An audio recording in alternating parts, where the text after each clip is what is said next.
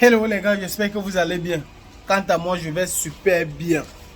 Alors dans cette vidéo, je vais vous donner les raisons pour lesquelles certaines personnes se retrouvent dans de très mauvaises situations lorsqu'ils arrivent aux Émirats Arabes Unis. Je t'invite à rester jusqu'à la fin si tu veux migrer aux Émirats Arabes Unis ou si tu es déjà aux Émirats Arabes Unis. Salut à toi, bienvenue sur ma chaîne, moi c'est Aurélien Yemi.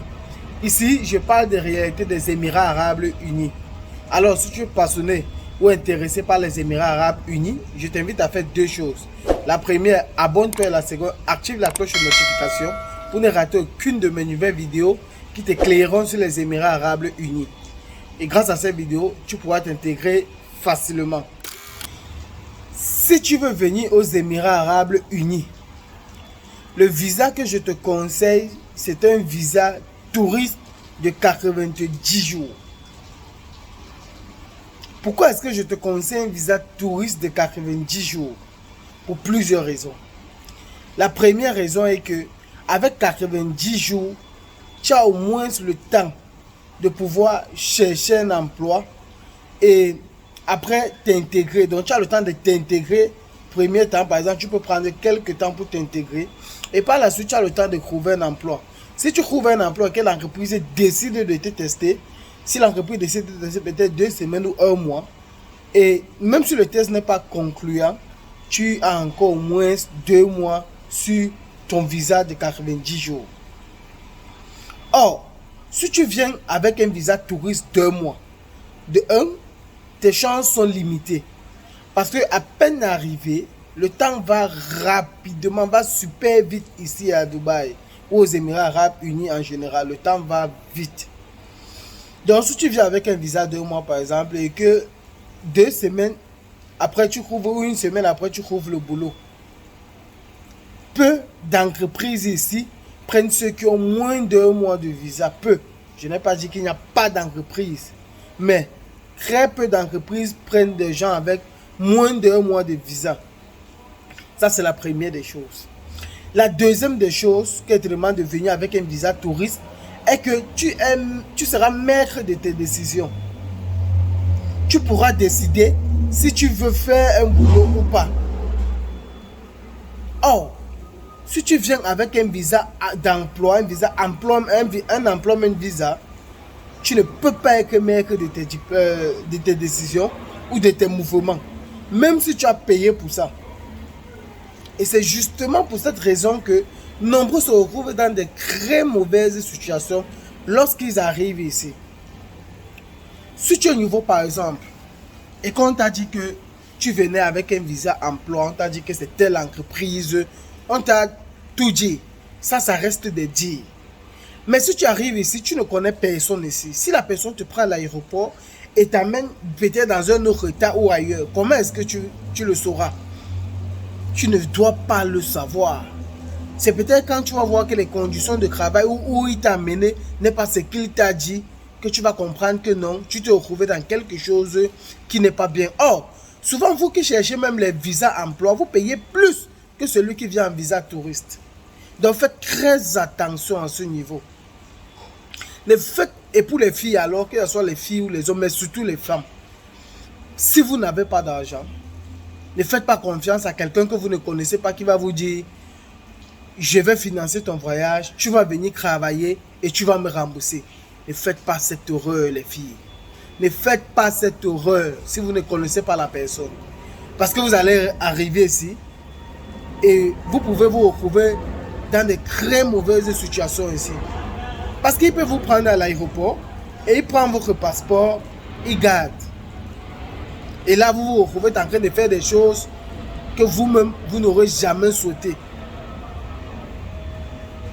Une autre erreur est de venir net.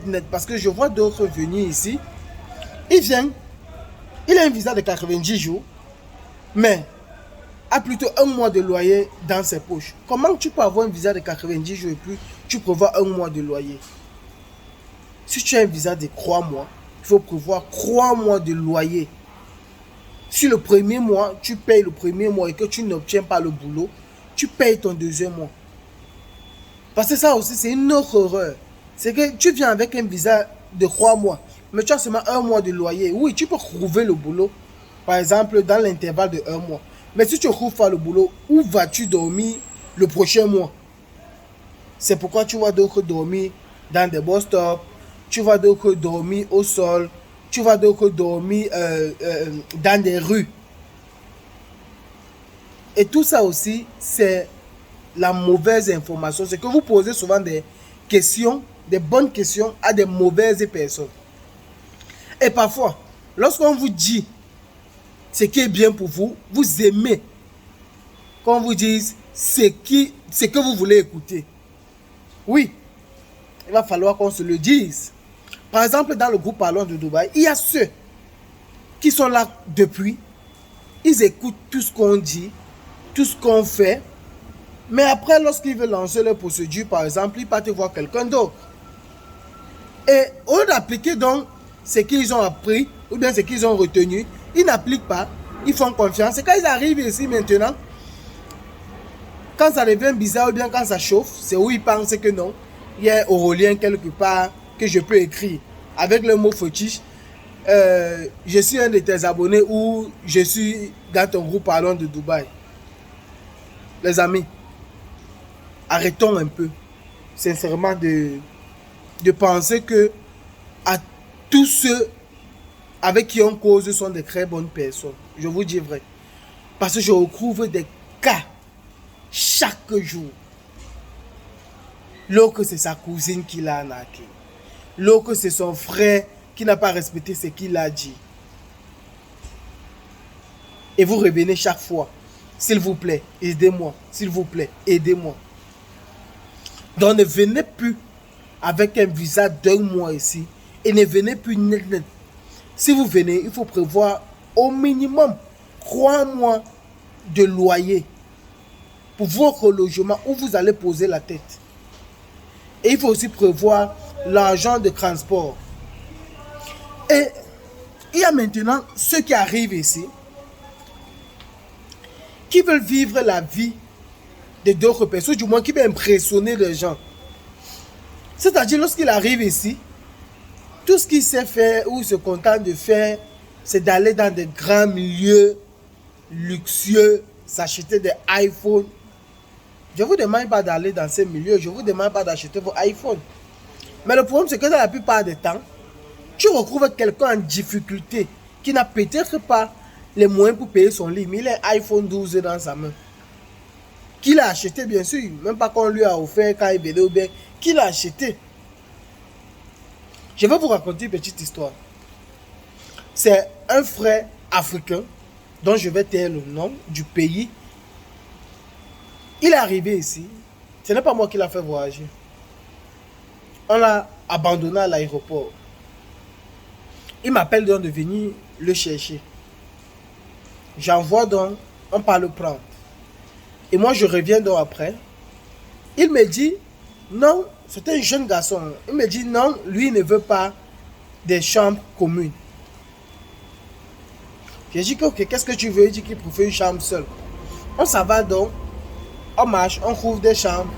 On trouve des chambres. Et pour ceux qui ont vu la vidéo sur les logements, vous savez bien que si tu veux une chambre seule, ça coûte vraiment cher.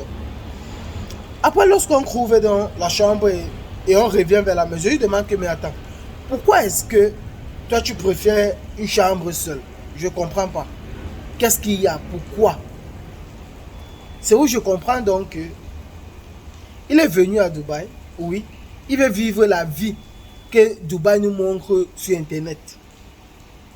Or, il n'a pas assez de moyens pour ça. J'essaie donc de causer avec lui. Je lui dis que non, tu peux prendre une chambre commune et puis tu te bats par là, tu commences par là. Il accepte. Maintenant, vous savez ce qu'il a fait avec le peu d'argent qu'il avait? Il allait s'acheter un iPhone. Il s'est trouvé une bonne petite avec qui il monte, il descend. Et le mois est fini. Il n'avait plus l'argent. Même pour payer la chambre commune. Il n'avait plus l'argent. Et lorsque son parent ou ses parents lui envoient de l'argent, il continue sa vie. Les amis, vous voulez impressionner qui? Vous voulez impressionner qui, les amis? Moi, par exemple, je peux mettre des belles photos en statut chaque jour pour vous dire que non, c'est bien ici, voilà comment. Mais je ne le fais pas. Peut-être parce que je ne peux pas. Je ne le fais pas parce que je ne suis en concurrence avec personne. Je ne veux montrer rien à personne. Je suis en concurrence avec moi-même. Le mois d'hier et le mois d'aujourd'hui et le mois de demain, c'est ce que je cherche à devenir. Je pense qu'on devrait être en concurrence avec le soi-même, avec soi-même, pas avec les autres. Ne montre pas aux autres que tu as alors que tu n'as pas. Alors que nous tous, nous savons que tu n'as pas. Parce que tu veux faire croire aux gens que non, je suis à Dubaï, je vis bien, je mange ici, je vais là-bas, je dors ici, j'utilise le iPhone, je fais ceci. Je vais vous raconter une petite histoire. Lorsque moi je travaillais, j'ai fait à peu près 1 an et demi, 1 an 8 mois, sans m'acheter une chaussure et un habit. Mon meilleur habit et ma meilleure chaussure était ma tenue de travail et ma chaussure de travail. Je ne suis pas là pour montrer à quelqu'un que j'ai réussi ou bien que j'ai de l'argent. Non, non, non les amis. Et c'est justement pour cette raison que d'autres se retrouvent aussi dans des situations très compliquées parce que tu veux montrer une vie aux gens que en réalité tu ne peux pas vivre. Et lorsque le peu d'économie que tu as, que tu arrives ici, lorsque ça finit, qu'est-ce que tu veux? Tu vas chercher des choses illégales ou floues pour pouvoir maintenir ce rythme de vie. Et en ce moment, nous tous nous savons dans quoi tu peux te retrouver. Donc pour vouloir masquer ça, il va te dire qu'il veut un boulot qui paye au moins 4 000 ou 5 000 dirhams. Lorsqu'il ne trouve pas ce boulot, il dit qu'il ne peut pas faire certains boulots. Tu ne veux pas faire certains boulots, c'est vrai.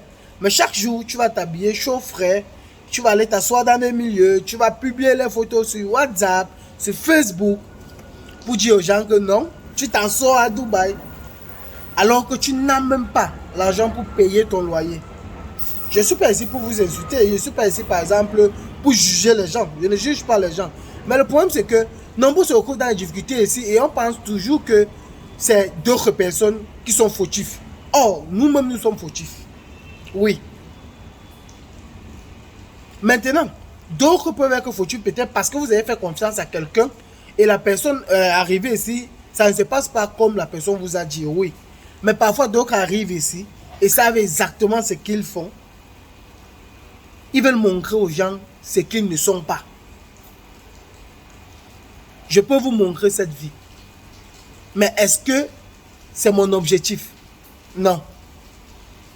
Et vous devez aussi savoir quelque chose, c'est que lorsqu'on vient en aventure, tout ne se passe pas toujours comme on a prévu, les amis.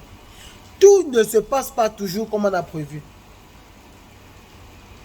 Et c'est pourquoi, quand je fais des vidéos, je peux bien dire que le salaire, ou bien quand je cause avec quelqu'un, je peux bien lui dire que son salaire ici sera de 500 000. Je ne le fais pas. Or, il y a des gens qui travaillent pour 500 000, qui travaillent pour 500 000 de salaire. Mais pourquoi est-ce que je ne le fais pas? Moi, je reste dans la logique que si je te dis que ton salaire, par exemple, sera 200 000 francs à la fin du mois, si tu viens avec ça en tête, et quand est arrivé ici, tu trouves un emploi qui paye 300 000, tu seras content ou fâché. J'ose croire que tu seras content, tu seras heureux même à la limite. Mais allons du côté inverse. Si je te dis que ton salaire sera 500 000 francs et que tu arrives ici, on te propose un salaire de 180 000 francs, vas-tu travailler? Ou du moins, vas-tu m'avoir le moral de le faire? Il y a de fortes chances que non. Même le moral, tu ne vas pas avoir. Tu vas rester dans l'optique. Il m'a dit que je devrais avoir un salaire de 500 000. Et ça sera très compliqué pour toi de commencer avec ce qui est disponible devant toi. Dubaï est un pays qui ne connaît pas d'enseigne, qui ne connaît pas de niveau. Tu peux arriver aujourd'hui, le lendemain tu trouves un emploi. Tu peux arriver, 2 semaines après tu trouves l'emploi. Comme tu peux arriver 2 mois après avant que tu trouves l'emploi. Et ce n'est pas que comme l'autre est arrivé avant toi, il va avoir un salaire plus que toi. Non, tu peux arriver aujourd'hui, tu trouves un emploi qui paye plus que celui qui est arrivé il y a de cela 3 mois. Ou celui qui est arrivé il y a de cela 2 jours. C'est ça aussi la particularité avec Dubaï. Et maintenant, notre problème est que, surtout nous les francophones, c'est que d'autres arrivent ici, ils ne connaissent pas l'anglais. Ils n'ont peut-être pas appris un métier.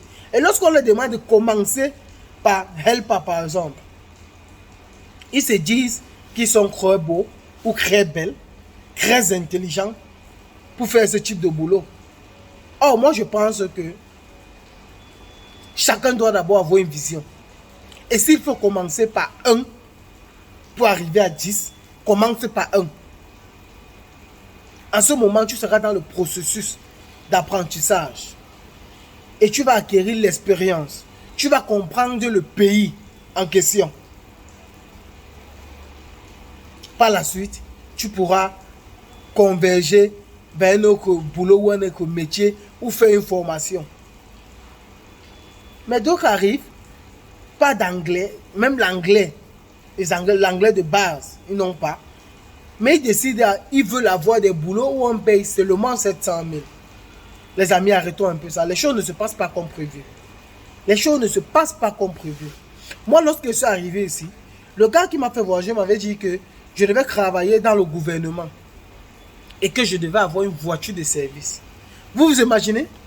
Un Africain qui quitte dans son pays et vient dans un pays comme les Émirats Arabes Unis, d'ailleurs comme c'est qu'on nous montre à la télé, et travailler dans le gouvernement, avoir une voiture de service.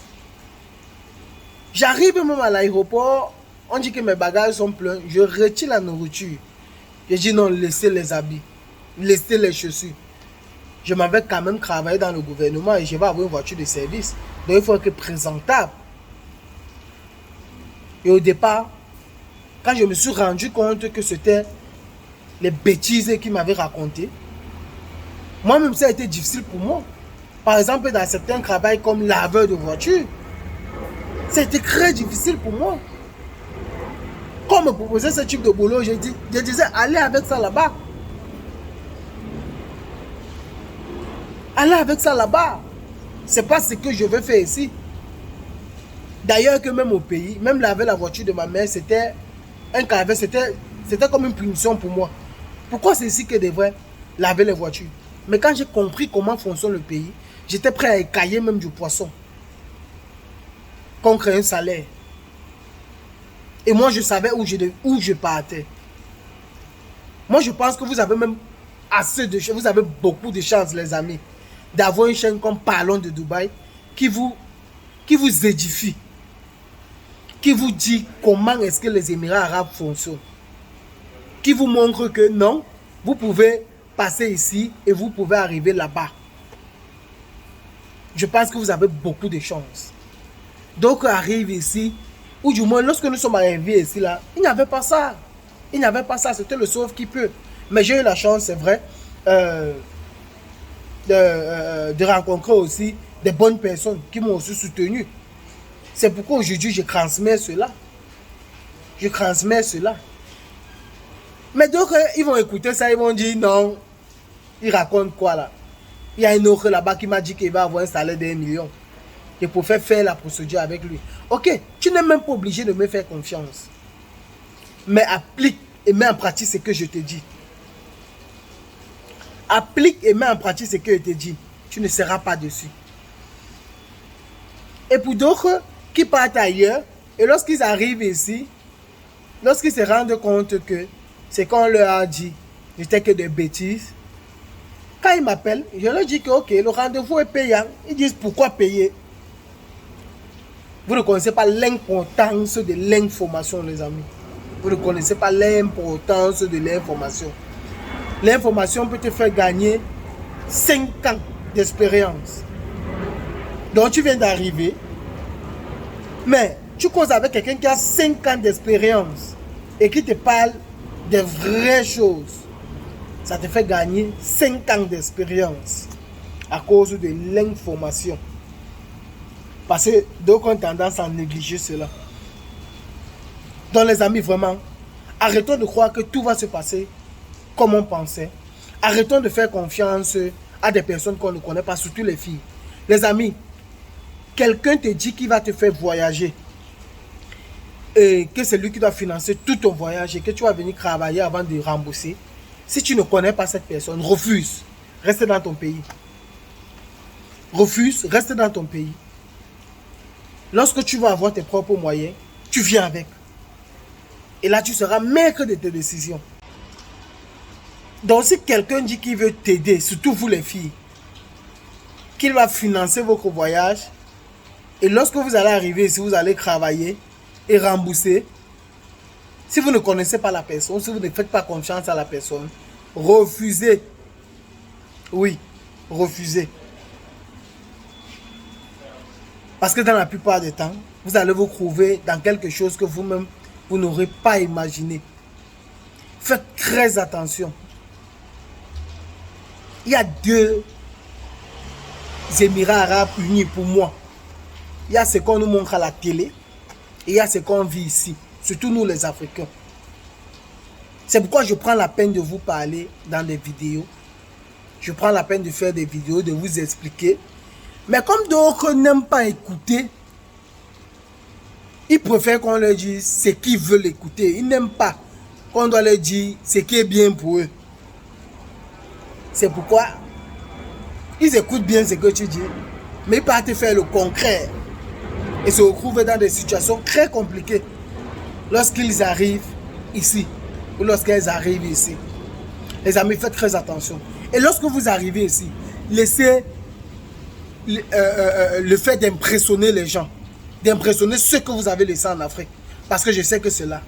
Tu vas te filmer dans des beaux endroits, publier sur Facebook, mettre sur tes statuts.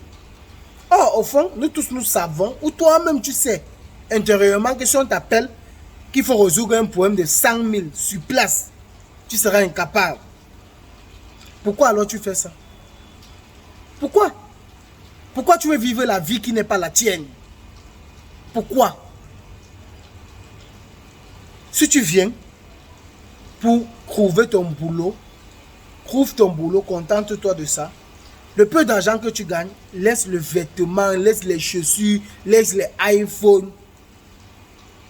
Vraiment, à moins si le iPhone va te servir, ou peut-être si tu travailles dans un bureau où, par exemple, il faut le vestimentaire, oui, vas-y, achète, mais pas chaque jour. Mais si tu travailles dans un endroit où, par exemple, tu as le off une fois par semaine, ou peut-être 2 fois par mois, le vêtement te servira à quoi? Les grands milieux vont te servir à quoi? Si ce n'est pas pour dépenser de l'argent. Hey. Arrêtons de vivre la vie qui n'est pas la nôtre. Lorsqu'on arrive ici, arrêtons ça les amis. C'est ça qui nous entraîne dans de très mauvaises situations. Arrêtons. Et c'est aussi ça qui fait en sorte que d'autres arrivent ici, il est où elles se disent qu'elles ne peuvent pas faire certains boulots. J'ai fait une vidéo, l'ancienne vidéo. Pour ceux qui n'ont pas vu, je t'invite à aller voir cette vidéo. Tu dois devoir te décomplexer, vraiment, dans le fait de je ne peux pas faire tel boulot, je ne peux pas. L'objectif, c'est gagner de l'argent et gagner l'argent dignement. Oui. Et avec le peu que tu gagnes, cherche à réinvestir. Ou cherche à économiser. Et après, tu fais autre chose avec. De bien. De bien, les amis. C'est tout ce que je voulais partager avec vous dans cette vidéo. Si la vidéo t'a plu, like, partage, commente. Et partage cette vidéo. Partage cette vidéo pour aider une personne. Rendez-vous dans une prochaine vidéo. Ciao.